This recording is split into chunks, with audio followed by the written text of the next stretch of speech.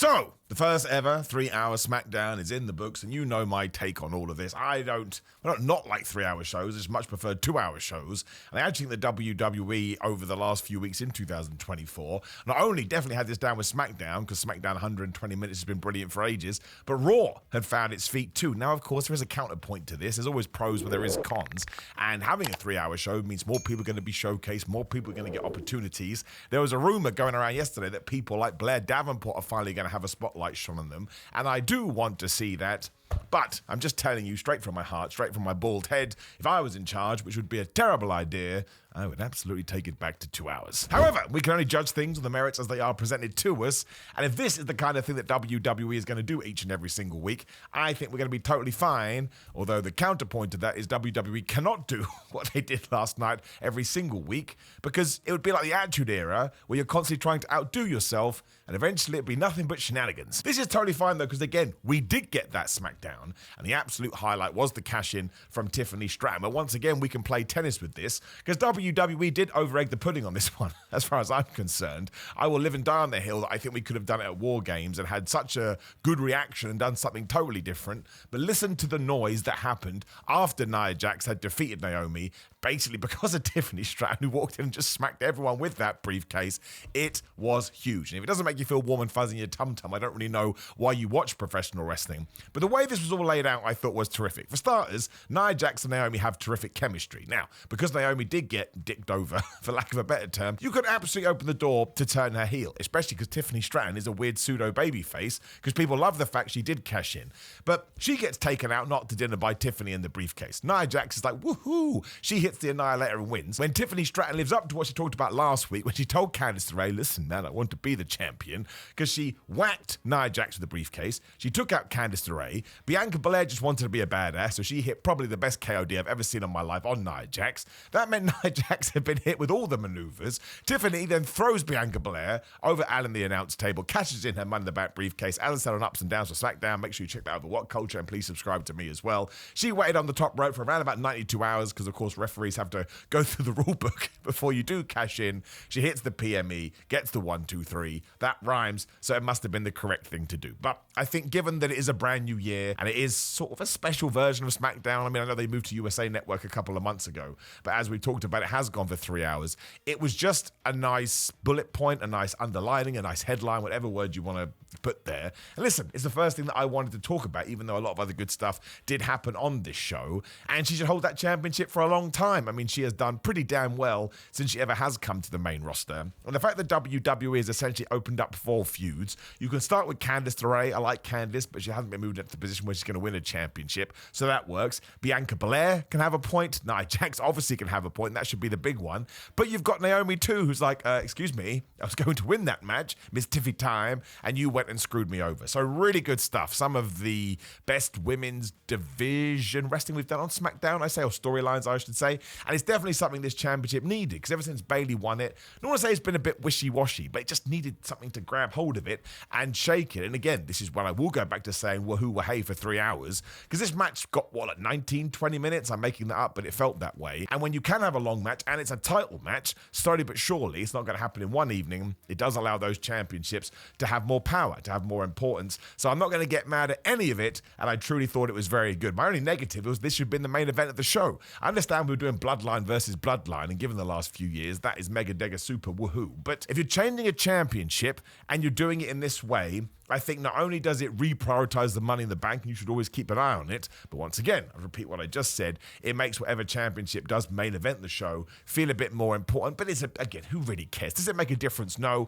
I think it's a talking point and something we can get into. But, I mean, the way that a lot of people consume WWE nowadays anyway is in segments. They just find, oh, wow, Tiffany Stratton won, I'll go watch that. They don't even know what the main event was, which is why when we all get bogged down with ratings, I'm like, who even cares? Especially now, Netflix is going to screw all that up, and Max is going to screw all that up. We can just make things up. Just say, oh, well, this many people watch the show. I don't mean to be going on a rant here. I really don't understand why people care. I think it's an interesting talking point, and if you're a nerd like me, you want to sort of look at the statistics, but your enjoyment doesn't come from numbers, unless you are like part of Sesame Street, but that's a completely different conversation. So yes, tremendous stuff. Very excited to see what we can do moving on here. I think Nia Jax is just so good at being Nia Jax, which is a weird thing to say. But we also did have the Bloodline versus Bloodline stuff, which does tie into our tribal combat on Monday. And I thought the best thing to do with that was actually Paul Heyman's promo. This is the first time I think Paul Heyman has spoken like this since he's come back. I could be wrong, but absolutely if he did do it before, this was way better because he just underlined the story, he explained it to everybody, he put over the importance of being the tribal chief, the Ula Fala, how Solo Sikoa had essentially stabbed his family in the back post-WrestleMania 40 and how Roman Reigns had gone away for a while. We sold the idea of the necklace, eventually Solo came out, and Solo even laid down rules of his own. Listen, man, if Roman wins, fine. I will acknowledge him as my tribal chief, but that's not going to happen. And I actually think those words are going to come back to haunt him because he's not going to win. I think he should win because Roman Reigns has abandoned the original bloodline. We haven't seen him in ages, whereas Solo always got his boys back. But the whole thing, and this is what Paul Heyman said too, is that Jacob Fatu and Tama Tonga should never have been brought into the WWE because they're crazy and they should be in jail, but not even prisons want them. So when Solo Sikoa does lose and he has to live up to his word and say to Roman Reigns, oh, you're my tribal chief, I love you deep down to my tootsie toes, it wouldn't surprise me if we get to SmackDown or maybe even on that Raw, I think Solo Sikoa is going to get absolutely tonked by these guys, and Tama Tonga and Jacob Fatu will become their own sort of mini tag team, or maybe even start a brand new bloodline, the Bloodline 3.0, because hilariously, WWE does have 3 more Samoans that can be put into this, just waiting in the wings, and more power to you. I think it's absolutely wonderful. But Paul Heyman is just the best. He sold the fact that he made pee his pants, because the last time he was in a ring with Solo, they threw him through the announce table. Even the small things, like in the back, when we saw Paul coming to the ring, he went around the metal detector just to insinuate that he had a gun or a knife or something like that. But I think Solo Sikoa has really come into his own. And the geek part of me would love to see him beat Roman Reigns, but you're not going to do that on the first ever Netflix. You're going to sell Roman Reigns as this beast. But I really hope that Sami Zayn and the Usos do go up to him and say, dude, we lost on SmackDown because Drew McIntyre was getting involved and there was a bunch of shenanigans and nonsense, even though Jay did have the win.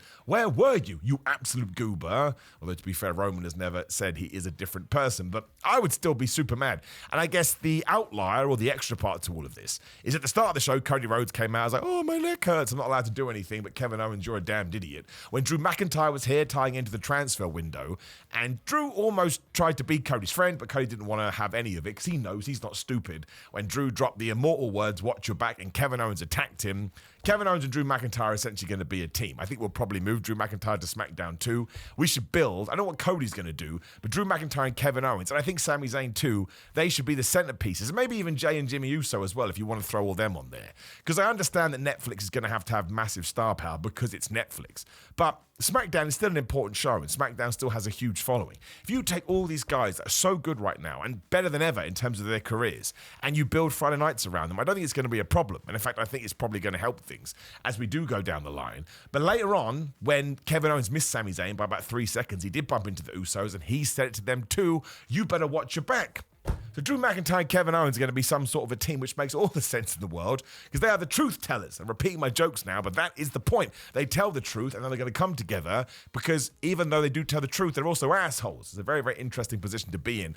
And I'm starting to think that WrestleMania could be Sami Zayn versus Kevin Owens. Like I said, we can move Sami Zayn over. I don't think that's a problem. Even though Kevin Owens will likely lose at the Royal Rumble, he feels like he's on fire right now. And while we have done this match before, I just feel like we're living in a different time with this new WWE. And I think they'll tell this story way better than it's ever been told. Once again, it just gets me excited. When I feel excited, we must be doing something right. So that was also good. You also got the Usos back together, which was a cool thing. I do believe we're kind of teasing Piper Niven versus Chelsea Green, maybe at WrestleMania. Maybe I'm going way too late with that and it's going to be sooner. But it was Piper Niven versus Meechin, and Meechin just won because I think at Saturday Night's main event in January, which is the second one, we'll do Chelsea versus Meechin part 2 for that US Championship, or technically part 3. Chelsea Green should win, but because she keeps using Piper Niven as a shield, and she didn't really help her here either, and because they did that tease last week, the more I've thought about it, I think that's fine. I actually think if you really give them some time, especially because we are extending the shows, it could be a decent mid-card feud and make that belt feel like it means something,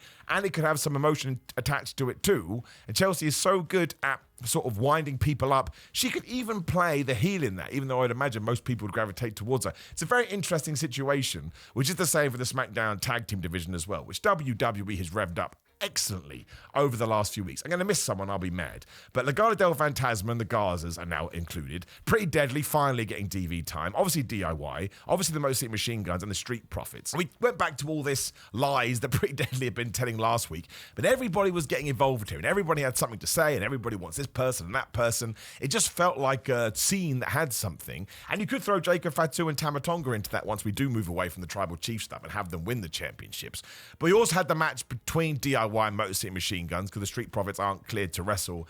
It was so good. It was excellent. I think the Motor City Machine Guns are getting over slowly and surely with the audience that aren't used to them based on their work alone. The finish was dumb. Right?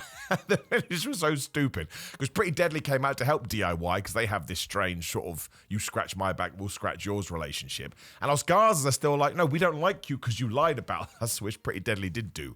And when they were brawling, they basically fell into DIY and the Machine Guns. The ref was like, well, you can't do that. I've looked in my book, even though it has happened before when the ref hasn't cared and he's just shooed these people away. But it was fine. I mean, it was stupid. But at least, we keep the belts on DIY. They feel like they've escaped sort of by shenanigans, whatever you want to say. The Motor City Machines Gun looked absolutely fantastic. And again, now maybe we can do a four-way. The Street Profits are going to be back on TV soon. There's probably a couple of tag teams I'm not even thinking about right now. And if we can do the same with Raw moving into 2025, they're absolutely two belts that lost their way in 2024. So that gets me excited as well. And again, the fact that we are able to dedicate it more time, I'm like, how do you get mad at 3 hours if we are going to do that? Like, again, it's a negative on my life, which sounds way worse than I mean it to. But if WWE is able to continually sort of recycle people and make it interesting, I'm all for it. And this show was exciting. And the mat is now blue. I mean, you can decide whether that's good or a bad thing. But the mat being blue just separates it from Raw, and you always want that because it makes it feel like you're watching a different show.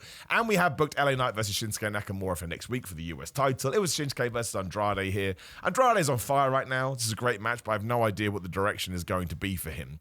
So my only real question is, do we put the US title back on LA Knight and kind of draw a line under this in 7 days? I think we probably do. I think what LA Knight needs as the champion and what that belt needs is a proper feud. And I don't think we're going to stretch this Shinsuke Nakamura thing out longer.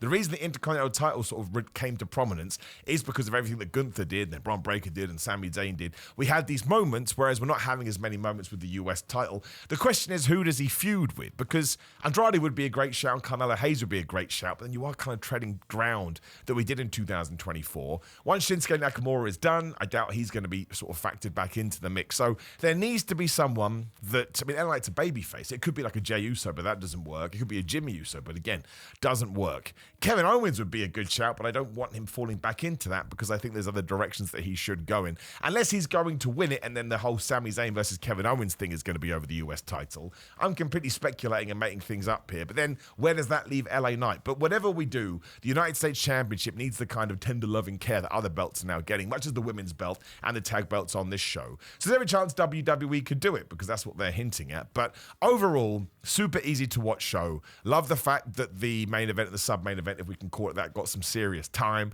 And again, maybe there were some other matches on this show that we wouldn't have gotten at all if we hadn't have extended SmackDown to 3 hours. So in terms of coming out the gates, excellent. In terms of ending with the bloodline, I do get it because now we've sold this Tribal Chief match, and that Raw show on Netflix is just mini WrestleMania. I talked about it yesterday. I'll make sure there's a video on the screen at the end here that you can click to get all of my thoughts and my predictions. One thing I did leave out on that, of course, Pentagon's going to be on the show. It's going to be Pentagon and Rey Mysterio taking on the New Day, and listen to the words that just came out of my mouth. You can hate on wrestling as much as you want, but I think we are living in the good times. I'm very excited about 2025. There was a member of Little Mix on social media earlier talking about how she's watching the 2018 Royal Rumble. Now, could I tell you one Little Mix song? No. Do I know they're a big deal? Absolutely. So I think that it is a good thing we're in on the ground level.